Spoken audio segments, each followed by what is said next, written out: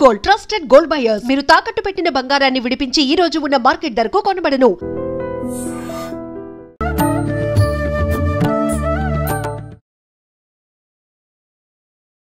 నమస్కారం, welcome to I dream. ధర్మ మార్గం విత్ విజిత కార్యక్రమానికి స్వాగతం. ప్రస్తుతం మనతో పాటు ఉన్నారు ప్రముఖ జ్యోతిష వాస్తు పండితులు బ్రహ్మశ్రీ అన్నవరపు తిరుపతి మూర్తి అవధాని గారు. ఇప్పుడు గురుగారితో మాట్లాడి మరిన్ని విషయాలు తెలుసుకుందాం. నమస్కారం గురుగారు. ఓం శ్రీ మహాగణాధిపతయే నమః. గురుగారు, భగవంతుడు అందరికీ మంచి చేస్తాడు, అందరూ ఆయన బిడ్డలే అని అంటూ ఉంటారు.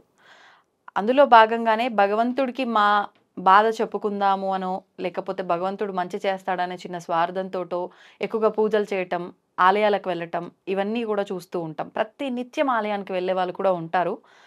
మరి ఏదో మంచి చేస్తాడు అని మనం అనుకుంటున్నామే తప్ప నిజంగా మంచి చేస్తున్నాడా అనే ఒక క్వశ్చన్ కనుక తీసుకుంటే, ఎప్పుడు ఆయన ఆలయ ఆవరణలో మెట్ల దగ్గరే కూర్చొని మనకు కనిపిస్తూ ఉంటారు, భిక్షాటన చేస్తూ. వాళ్ళ బాగుని చూసుకోలేదు కాబట్టే ఆ స్థితిలో ఉన్నారు. మరి మన బాగుని ఎంతవరకు చూసుకుంటాడు అని అనిపిస్తూ ఉంటుంది. అంటే ఇది మూర్ఖమైన ప్రశ్న అనుకోవచ్చో ఏమనుకోవచ్చో తెలియదు, కానీ ఇది వాస్తవమేనా అనేది ఒక సందేహం. ఏమంటారు? ఇదే విషయంపై కమల్ హాసన్ గారు కూడా గుడి బయట ఎంతోమంది భిక్షగాలు కూర్చుంటే వాళ్ళని పట్టించుకోలేటువంటి భగవంతుడు దేవుడే కాదు అని కూడా అన్నారు. నవ్వుకున్నానండి. ఈ ప్రశ్న చాలామంది చాలాసార్లు వేశారు. ఎన్నో చోట్లకి ప్రవచనాలు చెప్పడానికి వెళ్ళినప్పుడు వేశారు. నవ్వుకుంటూ ఉండేవాడిని నేను. ఎందుకు చెప్పండి నవ్వుకోవటానికి కారణం, భగవంతుడి దగ్గరకి నువ్వు ఏ కోరిక లేకుండా రావట్లా. ఏదో ఒక కోరిక మనస్సులో పెట్టుకొని భగవంతుడి దగ్గరికి వచ్చావు, ఓకే, తప్పులేదు. వచ్చావు, ప్రదక్షిణం చేసావు, పూజ చేసుకున్నావు, ప్రసాదం తీసుకున్నావు, వెళ్ళిపోతున్నావు. నువ్వు వెళ్ళిపోయేటప్పుడు వచ్చేటప్పుడు వాకిట్లో భిక్షాటన చేసే వాళ్ళని నువ్వు చూస్తూనే ఉన్నావు కదా. ఇక్కడ నా ప్రశ్న ఏంటంటే, నన్ను ఒకళ్ళు ఇదే ప్రశ్న వేసినప్పుడు నా ప్రశ్న దీనికి ఏంటంటే, నువ్వు ఎప్పుడైతే కనుక దేవాలయం ఎదుట భిక్షాటన చేసేటువంటి వాళ్ళని భగవంతుడు ఎందుకు చూడట్లేదు అన్నారు కదా. నీకు 10,000 రూపాయలు జీతం వచ్చినప్పుడు ఉద్యోగంలో గుళ్ళోకి వచ్చి వాడికి ₹1 ఇచ్చావు, భగవంతుడికి అర్చన చేసుకున్నావు. 6 నెలలకో సంవత్సరానికో నీకు ఇంకొక 10,000 ఎక్కువ వచ్చే జీతం నీకు పెరిగింది. పెరిగినా నువ్వు అదే రూపాయి ఇచ్చుకుంటూ వచ్చావు అదే భిక్షగాడికి. అంతకు మించి నీకు 10 రెట్లు పెరిగేటువంటి మంచి శాలరీ పెరిగింది. నువ్వు అతనికి రూపాయి ఇవ్వటం వలనో, భగవంతుడికి ఆరాధన చేయటం వలనో ఏదో రకంగా ఇంకా వృద్ధి పెరిగింది. నీకు ఇవాళ ₹1,00,000 జీతం వస్తుంది. మళ్ళీ అదే రూపాయి నువ్వు ఇచ్చుకుంటూ వచ్చావు. నీకు జీతం పెరిగిన ప్రతిసారి నీ స్నేహితులతో నువ్వేం చేస్తున్నావు, పార్టీ చేసుకుంటున్నావు. దానికి 1000, 200, 300, 1000, 5000 వాట్ సెకండరీ. ఎంతో కొంత ఖర్చు పెట్టి నీకు ప్రమోషన్ వచ్చింది, జీతం పెరిగిందని నువ్వు పార్టీ చేసుకుంటున్నావు కదా. ఈ పార్టీ కోసం ఖర్చు పెట్టేటువంటి ఏదైతే రూపాయి ఉందో, ఆ రూపాయితో ఏనాడైనా ఈ గుడి దగ్గర భిక్షాటన చేయించుకునేటువంటి ఒక వ్యక్తికి నువ్వు ఒకసారి తీసుకొచ్చి ఆ డబ్బులతో కడుపున భోజనం పెట్టగలిగావా? పెట్టలేదు. పోనీ చలించిపోతున్నావు, దేవుడు దేనికి పనికిరాడు, భిక్షగాలకి పట్టించుకోవట్లేదని చెప్పి బాధపడిపోతున్నావు. ఏదైనా ఒక దేవాలయంచి ఒక వ్యక్తిని నువ్వు దత్తత తీసుకొని అతను పోషించగలవా? మరి నీకు ఎక్కడి నుంచి వచ్చింది అర్హత? ప్రశ్నించే అర్హత నీకు రాకూడదు కదా.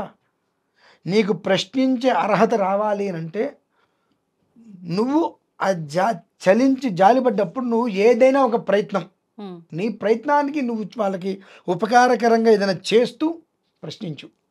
ఏ ప్రయత్నము చేయకుండా నీకు జీతం ఎంత పెరిగినా అదే రూపాయి చేతిలో పెడుతూ పెరిగిన ప్రతిసారి కొన్ని వేల రూపాయలతోటి ఖర్చు చేసి పార్టీ చేసుకుంటూ వీళ్ళ గురించి నువ్వు మాట్లాడేటువంటి అర్హత నీకు ఎక్కడి నుంచి వచ్చింది? అసలు నీకు ఈ స్థాయి రావడానికి భగవంతుడు కారణం. వాకిట్లో భిక్షాటన చేయొచ్చు నీ దగ్గర తీసుకుంటున్నాడు, అదొక కారణం. 2, అసలు అతను ఎవరో తెలుసా? ఆ భిక్షాటన చేసే వ్యక్తి ఎవరో తెలుసా? నీలాగనే క్రితం జన్మలో ఉపకారం చేయకపోగా వాళ్ళ గురించి గొప్పగా మాట్లాడినటువంటి వ్యక్తి. ఒక గ్లాసులు మంచినీళ్ళు ఇవ్వకపోగా వాళ్ళకేదో ఉపయుక్తంగా చేసి వాళ్ళకి ఏదైనా ఒకటి కట్టించి వాళ్ళకి ఏదైనా ఏర్పాటు చేసి అన్నీ ఇద్దాము అనే ఆలోచన లేకపోగా వాళ్ళ గురించి నేను ప్రశ్నించా అనేటువంటి గొప్పతనం కోసం ప్రయత్నం చేసింది కింద సంవత్సరం నీలాంటి వాడే. అంటే ఒక రకంగా సింపుల్ గా చెప్పాలంటే ఇప్పుడు నువ్వు ఉన్న ప్లేస్ లో గత జన్మలో వాడున్నాడు. ఓకే. ఈ ప్లేస్లో వచ్చేటప్పుడు నువ్వే ఉంటావు. అది అదే వాస్తవం అక్కడ. ఏమిటి అంటే వాడి చేసినటువంటి కర్మ అనుభవిస్తూ గుడి ముందు కూర్చున్నాడు. అంటే ఒక రకంగా అహంకారంతో కళ్ళు మూసుకుపోతే భగవంతుడు చెప్పే గుణపాఠం అనుకోవచ్చా? ఖచ్చితంగా అండి. ఎందువల్లనంటే ఆ కమల్ హాసన్ గారు కూడా ఇదే మాట్లాడుతున్నారు కదా. ఏమో అండి. కమల్ హాసన్ గారు నేను విన్నానండి. గుడి ముందు భిక్షగాళ్ళని బాగు చేయలేని దేవుడు బయట వాళ్ళని ఎట్లా బాగు చేస్తాడో ఆయన దేవుడే కాదని అన్నాడు. నువ్వు పుట్టినప్పుడు ఎంత సామాన్యంగా పుట్టావు, ఏదో పూట గడిస్తే చాలనేటువంటి ఇంట్లోనే పుట్టావుగా. 64 కళలలో ఒక కళ నీకుండి ఆ కళ ద్వారా భగవంతుడు నీకు ఇంత యోగాన్ని ఇచ్చాడుగా. ఇచ్చినప్పుడు నువ్వు ఏనాడైనా దేవాలయాలకు వెళ్ళినప్పుడు అక్కడ భిక్షగాలు ఉన్నారు కాబట్టి నేను పుట్టినప్పుడు మా నాన్నగారి పరిస్థితి ఏంటి, మా పరిస్థితి ఏంటి, నాకున్నటువంటి కళ భగవంతుడు ఏదో ఒక రూపంలో నన్ను ముందుకు నడిపించాడు. అంటే నా కళను గుర్తించో నా నటనను గుర్తించి దానికి ఒక మనిషిని ఏర్పాటు చేసిన ద్వారా నన్ను ఒక స్థితికి తీసుకొచ్చాడు. కాబట్టి ఆ మనిషి ఆ స్థితిలో ఉంటే అతనికి నాకు సహకారం చేయమనే కదా నాకు ఈ స్థితి ఇచ్చింది. నువ్వు గమనించుకోగలిగావా? ఓకే.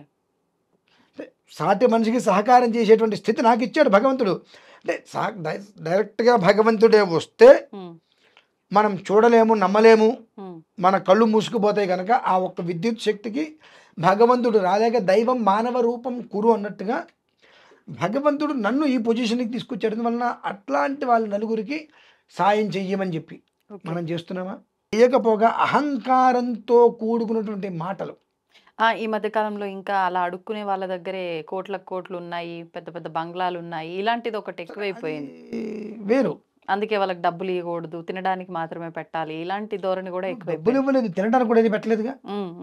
లేదు అనుకుందాం, నా పుట్టివాడు సరే అండి, నా దగ్గర ఒక 10,000 ఉన్నాయి, నా గుడి దగ్గర ఒక 10 మంది కూర్చున్నారు, వాళ్ళకి ఎండకి ఎండుతున్నారు, వర్షానికి తడుస్తున్నారు, నేను ఈ ఆలయానికి పక్కన ఒక స్థలం ఉంది, అదొక 4-5 లక్షల రూపాయలు చెప్తున్నారు, ఆ స్థలం కొని వాళ్ళకి అక్కడ చిన్న కుటీరం ఏర్పరుస్తానండి ఏంటి, 10 మందిని నేను మారుస్తా, చిన్న కుటీరం ఏర్పరుస్తా, 10 మంది అక్కడ ఉంటారు, వాళ్ళకి క్షవరకర్మలు అనేది నిర్వర్తించి దేవాలయం పరిసరాల్లో మొక్కలు అవన్నీ పెట్టించి వాళ్ళకి ఆ పనులు నేర్పుతూ వాళ్ళకి భోజనం పెడుతూ నా ప్రయత్నం నేను చేస్తాను, నాకు మీరు ఏదైనా రూపాయి విరాళాలు ఇస్తారంటే ఇస్తారా?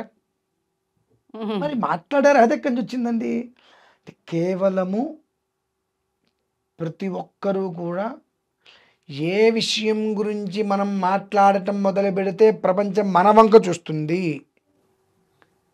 అనేటువంటి విషయాన్ని దృష్టిలో ఉంచుకొని దేవుడు ఉంటే భిక్షగాలను చూడకుండా ఉంటాడా? దేవుడు లేడు ఒప్పుకుందాం కాసేపు, నువ్వైతే మనిషివేగా, నువ్వే ఎందుకు చూడట్లా? అసలు సాటి మనిషిని నువ్వెందుకు చూడట్లా? సాటి మనిషిని నువ్వే చూసి సహకారం చేసే గుణం నీకు లేనప్పుడు లోపల ఉన్న భగవంతుడు నీ కోసం ఎందుకు దిగి రావాలి? అసలు లాజిక్ బాగానే ఉంది కదండి. కాబట్టి ఎప్పుడూ కూడా వారు అక్కడ ఉన్నారు అంటే ఇలానే క్రితం జన్మలో నీలానే అధికారికంగా అహంకారంగా మాట్లాడి ఆ పాప ప్రాయశ్చిత్తం కోసం ఉంటారు. 2, కొంతమందికి ఎంత డబ్బు ఉన్నప్పటికీ కూడా కొంత కర్మ ఉంటుంది, ఆ కర్మ అనుభవించడం కోసం 40 రోజుల నుంచి భిక్షాటం చేస్తూ అలా కొంతమంది ఉంటారండి.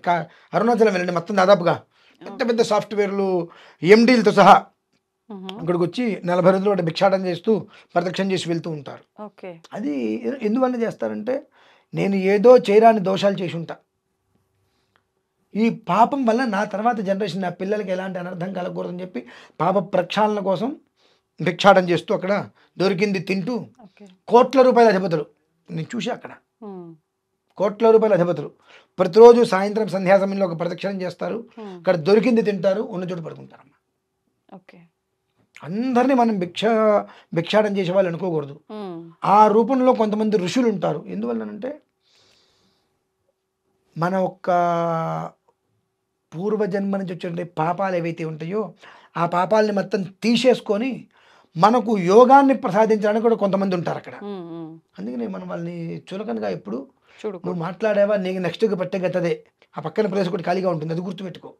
నీకు చేతనైతే నువ్వు ఇంట్లో అన్నం తింటున్నావు ఒక రోజు, వాళ్ళ మీద ఎనలేని ప్రేమ అయితే ఉందిగా, ఉపన్యాసాలు చెప్తున్నాగా వాళ్ళ మీద. మరి ఆ ప్రేమ ఉన్నప్పుడు ఇంట్లో అన్నం తిన్నప్పుడు ఒక ప్యాకెట్లో మజ్జిగన్నం, ఒక ప్యాకెట్లో పప్పన్న కలుపుకొని ఇవ్వగలిగే ఒక రోజు, ఇంకో గుప్పెడు బియ్యమే ఎక్స్ట్రా బే మళ్ళీ ఎంగిల్ చేతితో విదాల్సం ఒక మెతుకు పక్కకు పడుతుందేమని చెప్పి. కానీ మైకు పట్టుకుంటే మాత్రం ఉపన్యాసాలు దేవుడు లేడు, వీళ్ళు లేరు, వాళ్ళు లేరు అని వాదిస్తాం. ఇటువంటి వాళ్ళందరికీ ఆ పక్క ప్లేస్ ఖాళీగా ఉంటుందమ్మా. అది గమనించాలి. దేవాలయం గురించి కానీ, దేవాలయం ముందు భిక్షాటన చేసే వాళ్ళ గురించి నేనేదో ఉద్ధరించేటట్టుగా మాట్లాడే ప్రయత్నం చేస్తున్నాను వాడు గమనించాల్సిందంటే, నాకు చేతనైతే ఉద్ధరిద్దాం, లేదంటే మూసుకొని కూర్చున్నాను. లేదంటే కనుక నెక్స్ట్ నాకు ఆ వాడి పక్కన ప్లేసు, నా గురించి కూడా ఎవరో ఉద్ధరిస్తూ మాట్లాడతాడు ఇట్లా అని గమనించుకోవాలమ్మా. ఓకే, నమస్తే అండి. పరమేశ్వర అర్పణం. తవ్వండి, తవ్వుతూనే శివలింగం సరే దాన్ని అట్లా కప్పేసేయండి, చూపించదండి. Krishna is there. మూర్తి పూజ కాదు, సాక్షాత్ బ్రజేంద్ర నందన భగవాన్ ఉన్నారు మూర్తిలో. ఏమీ ఆశించకుండా ఆరాధించే వాళ్ళు కూడా ఉన్నారా ప్రభుజీ?